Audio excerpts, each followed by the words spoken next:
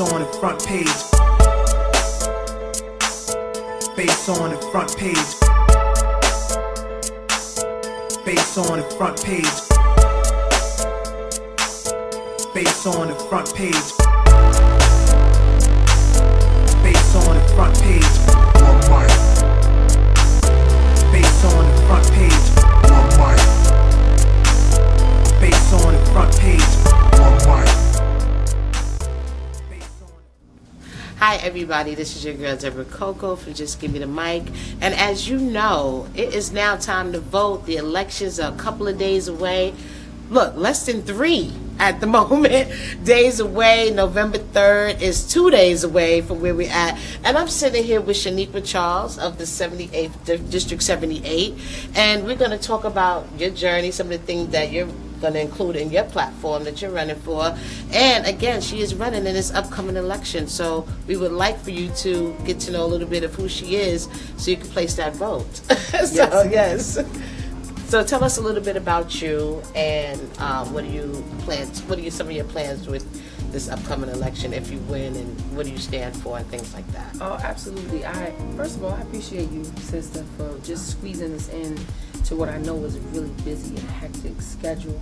I deeply appreciate that. And that's first and foremost. Thank you. To you. If we win, is not an option in here. When we win on November 3rd for the New York State Assembly of the 78th District here in the Bronx, covering the Fordham Road section, Kingsbridge, Prospect, Southern Boulevard, Sedgwick, 229th, Meshulam. The district is expansive.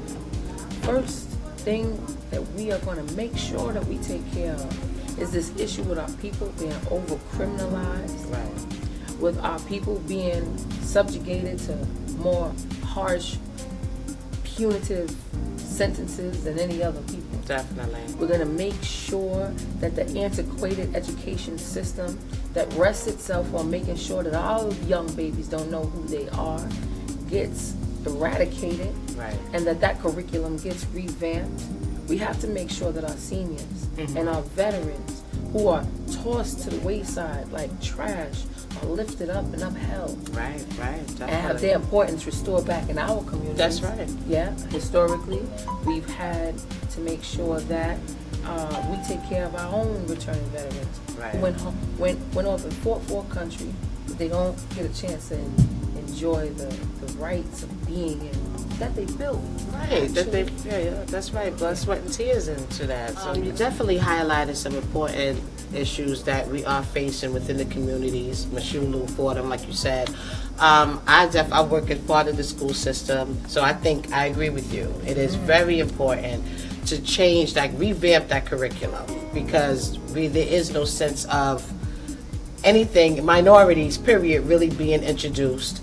I'm finding out that there are certain schools that are trying to do black culturally or minority cultural programs, but it's still slow and steady coming to the forefront. I definitely think our youth need to have that information to feel empowered, Absolutely. And to want to strive for a better tomorrow, and to be more conscious of how they act today, knowing that how it can affect them later in their lives. So that's important. The judicial system, we've been seeing all over the news, somebody with traffic being stopped and harassed and killed and shot, our brothers and sisters being taken down without hesitation, with excessive force and things of that nature. We're seeing that, people of color or different minorities being sentenced to crimes that is not as big as their sentences. The sentences are that's the only best way that I can say it. The sentence that they receive is just excessive. So many people getting caught up in doing time for crimes for things that they didn't even commit. So we definitely need some help in those areas. I'm really glad that you brought up the criminal injustice system in this conversation, because one of the things that we know, we know our names, the first and our last name, is that our people, melanated people, continue to be over-criminalized and over-punished for crimes that are usually crimes of survival. Right. And so we're not talking about the AK-47 school shoot-ups. Oh, wait a minute now. That's not generally our communities doing those things. that Right. don't Right. You get have the to harsh sentence. They get to go home and get Burger King and bulletproof vests. Right. But Right. here we have in our communities folks who are going to prison for 10, 20, 30 years for selling marijuana that is legal, and folks are making a killing on when they write it as a prescription. So clearly there's an imbalance.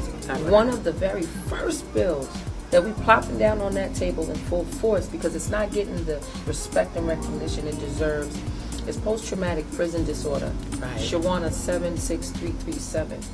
Now this bill stands to make sure that the mental health needs of incarcerated and formerly incarcerated people are taken into consideration first upon release. Okay. And that not only is it the person who had to do the time behind the bar, but the whole family that supported that Families, right. person. The whole family whose lives were also interrupted by having to make sure that they made it to the visit floor. Right. That had to travel 10 to 12 hours away to see their loved ones for an hour. That have the children that cry themselves to sleep at night because mommy or daddy is not home to Right. tuck them in. So that particular piece of legislation, post-traumatic prison disorder, Shanequa 76337, was curated by a beautiful woman named Shanequa Charles, Okay. who was born in a prison. She was born in She a was prison. born in a prison. Wow. And then served time in prison. And her cellmate was set on fire and killed in front of her, and nobody took her mental health needs Wow. into consideration when they dealt with her in that prison. So it is our job, it's our duty, it's our birthright to make sure that anybody that goes through an experience like that absolutely has the help, resources, and support Right. that they need when they come home. That's very important. Yeah. I mean, now that it's here, how has it been for you this year? Like just building up and letting people know who you are, you know, more people to know who Shanequa Charles is and what you stand for, your platform. How has this experience been for you? The experience has been an amazing journey with all of the things that have happened, from announcing in February as a result of losing yet another young person in my community. It was never anything that was planned running for a governmental seat, Okay. a political position, because I've been an activist and an organizer for 25 years, and I've been in my community for all of my 40 years. But the need and the urge was there, because we told government what we needed to keep our babies out of jail cells and coffins, and they didn't listen. Right. I said, listen, we've been building the programs that we know are going to shore up the young people for the last 8 years. All we needed was a space, sister. That's it. That's all we needed, was a space to house all of our programs. And that way we give our young people and our community members a place that they can attach the goodness to. Right, right. I didn't think I was going to make it to 18. A place saved my life. Wow. Not simply just a program, a place. A place, A right. place. And so one of the young men who we had been mentoring and talking to, because I pull up on you at the corner, I come to the courthouse, I That's come to right. the precinct, That's I come how to we your used mama to do house, it. Right, right. okay, to the Right. schoolhouse. I'm coming everywhere. And when this young man, after several months, said to me, finally, yes, Miss Shanequa, I'm ready to come inside, I said, because you're brilliant, and we're going to train you, and we're going to pay you to mentor these other young people Awesome. and use the skills that they're using outside, Right. to build up the community instead of breaking it down. And as soon as he said he was ready, I said, hold on, we coming. As soon as we get this building, and they killed that young man, Wow. they didn't need to die. Wow. Well, that's it now. This man has been sitting there 30 years. You got to go. You got to go, because you're the weakest link in the community. We can get all type of things passed through the council. We can go to D.C., some of the most racist people on the face of the planet in the political arena that you'll ever come across in your life. Walk past you like you don't even exist. We Right. can get laws passed there. And even in the Senate, we got a great senator. Gustavo Rivera's a great Yeah, senator. he is. He's doing He stands for people. right. So we stand for him as well.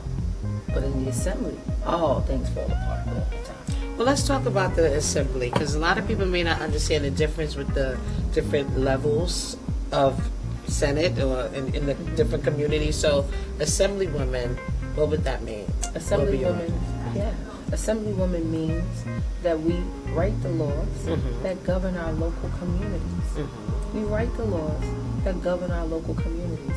So when we go into a supermarket and we can't find fresh food, we go into a supermarket and it's rotten meat. We go into a supermarket and we don't have the things that make our bodies strong so that we can withstand a germ. Right. All these Planted or COVIDs not. and all these different things. Right. Though that part right there. So that we have the ability to create and craft our own law. I mean, an example of state level law that I've already worked on is bail reform, speedy trial, discovery. Okay. It took us 3 years to get all of those laws on the books, Nice. and it took them 90 days to turn it all around. They pushed us back for 3 years, sister. Wow. It took them 90 days. And you with kept a wave fighting of- for it. You and kept we- fighting for it, though. Thousands of people went back and forth to Albany. Thousands of man hours organizing on the ground. Thousands of phone calls, text messages, emails, stopping people where they're at, talking to them where they're at, educating them about what's going on. Right. That's what I wanted to actually highlight, all the work and time and energy that goes into. And you said you've been an activist for many years doing this. I want people to understand a little bit of your background. You didn't just pop up last week or a couple of months ago and say, oh, I want to run for this office. Right. You've been putting in work for a very long time. And one thing I could say is when I came here, about a month ago, and see the event, I was just so taken aback that I just loved the fact that I saw so many young children here, because a lot of our youth do not have programs today to go to. There's arts, music is being cut out of schools, after school programs, but to come here and see like youth performing, singing, acting, I mean not acting, but just singing, dancing, and doing something with it, showing their creative side, I thought that was wonderful because we don't really get to see that today, you know? They intentionally took that away from us. We're creative people. And so even in our freedoms, we use creativity to map out the escape routes from slavery in our hairstyles. Right. So there's something really brilliant about melanated people that is tarnished with mainstream society's version of who we are. True. In this building, under this roof, we have DJ class, we have art, we have project-based art, photography, gardening. In this very building? In this very building that it Okay. took us 8 years to manifest. Okay. We have Narcan training, overdose prevention, divine healing and empowerment. We have a brother that comes all the way from Far Rockaway to teach our young people model trains. Oh, wow. And in teaching them model trains, he's teaching them engineering, science, mathematics, Awesome. Okay. carpentry, all the trades they took out of the schools 20 Right, years and that ago. they need, these skills are needed to be successful. And to what you were saying just a while ago about the arts. Every single Tuesday on a Tuesday night, my beautiful sister, artist up, same uterus sister. You know, we got our community sisters, and then we Right. got the same mother, same father sister who has been a cornerstone of this entire journey, who Awesome. hosts our Tuesday open mic, community open mic, where people who've never been on a microphone before and been scared have gotten on a microphone. I think I came on a Tuesday. I really love that. That's right. Yes, Artists Up did a wonderful job with that. Yes.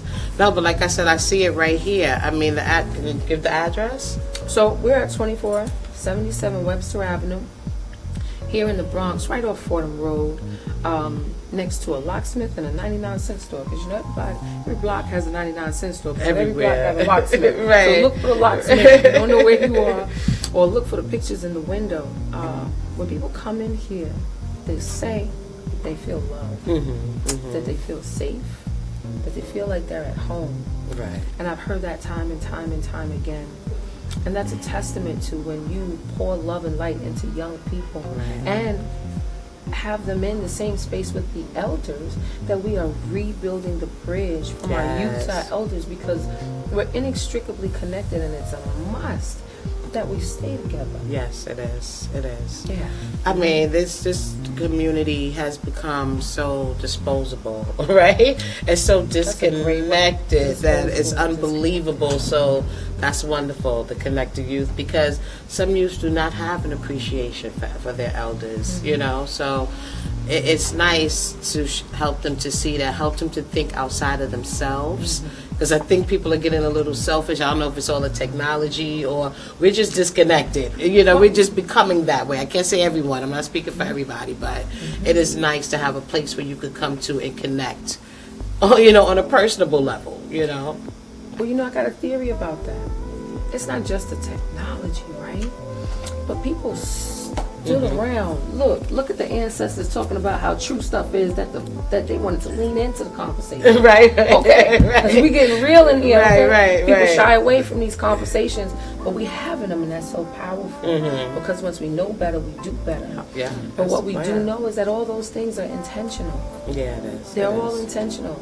Let's poison the food, weaken the body.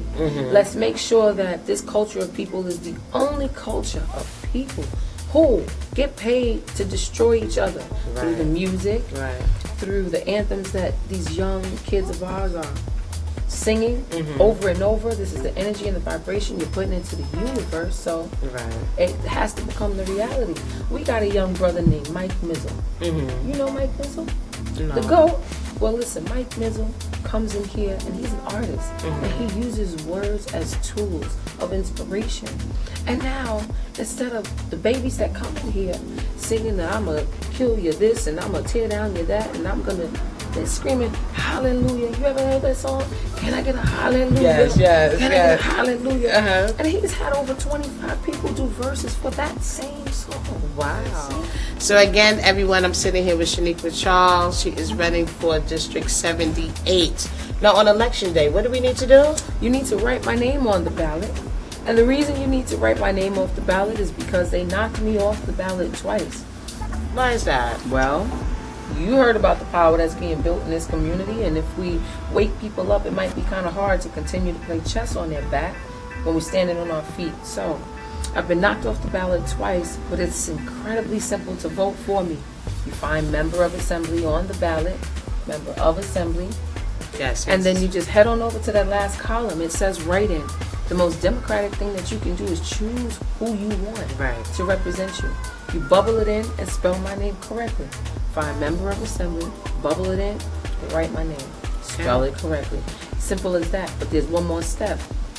After you've done that, go tell a friend, to tell a friend, to tell a neighbor, to tell their mama, to tell the ex-boyfriends, new girlfriends, old children, whoever. Whoever. Because we're all in this together, sis. That's true. That is true. I mean, we definitely need to keep these programs going. And just know that when you vote for Ms. Shanequa Charles, that you are voting for somebody who is out here passionately working for our community, from the youth to our elders, trying to bring spirit, helping with a sense of awareness by bringing positive programming, positive communication, and just a community that is united. I just feel like everyone's united through this cause here, through this building. You come here, you have a lot of different opportunities that are available to you that you may not even know about. So make sure you come through, meet Miss Shanequa Charles, find out what's happening in the building, find out what maybe you can offer some services to the people here in this community, and maybe you could walk away with something. So let's remember Shanequa, SHANEQUA Charles. Make sure you go out, make sure you follow the instructions, go down and vote, write her name in. Do not forget, and as she said, tell a friend, tell a friend. Is there anything else that you would like to say and let us know about your platform that we may not have, probably didn't discuss? Well, the one last thing that I would like to just share with the people is that during a global pandemic, and someone had to point out to me how remarkable this was. I'm used to just doing the work, and so in doing the work, you don't normally stop to see how it feels. You just get it done. But somebody pointed out to me that it's pretty remarkable to have opened up a community center during a global pandemic. Offer food pantry on Thursdays to the community. Run all the programs during the week that we run, while running for a seat where I've had a 400-pound man sitting in front of my door to intimidate me not to run. Phone calls from that office to intimidate me not to run. On September 10th, I was coming out of the fish market across the street from my office, and they had a car back into me. Thank God that the gentlemen here were unloading their box truck into the store, because I turned around, and as his car was entering my hip, on my hip, I was able to bang on the trunk and say stop, and they looked at me and sped off. So I'm just grateful that I'm here still, because I would hate to have folks having to take to the street talking about justice for Shanequa. Well, we can get our justice while I'm still alive. So how about we take care of that? And on November 3rd, we go out and do some things that we ain't never done before. And also, funding is fuel. Every dollar helps. Right. Every $5 helps. Right. Because we are keeping the doors open for something that is far beyond politics. Oh, this is about building our communities back Right. to where we Right. started Right. from. Exactly. Royalty. Exactly. So folks can donate as well. Mhm. Go to Cash App, Miss Abby's Kids. There you Venmo, go. Miss Abby's Kids. PayPal, Miss Abby's Kids. Okay. At gmail.com. They took down my Act Blue about 2 or 3 days ago now. Why, I'm not sure. But we're going to do what we got to do to get to where we got to get to together. Right. Together. Yes, ma'am. That is right. And you can also find her on social media. Absolutely. At Shanequa Charles on Facebook, Instagram, Twitter. Now they made something up for me, Snapchat and a TikTok. Yeah, I'm not good with those. Yeah, but hey, she's there too. You can there find too. her there as well, right? Absolutely. So please follow me. I'm easy to access. Yes, yes. We have to make sure she wins, okay? And thank you for tuning in. Make sure you go out to vote. It is very important. Your voice needs to be heard. It deserves to be heard. And we expect to see you at them polls on November 3rd. Thank you for tuning in. I'm Debra Coco. Thank you again for joining me today, Miss Shanequa Charles. And we'll be back.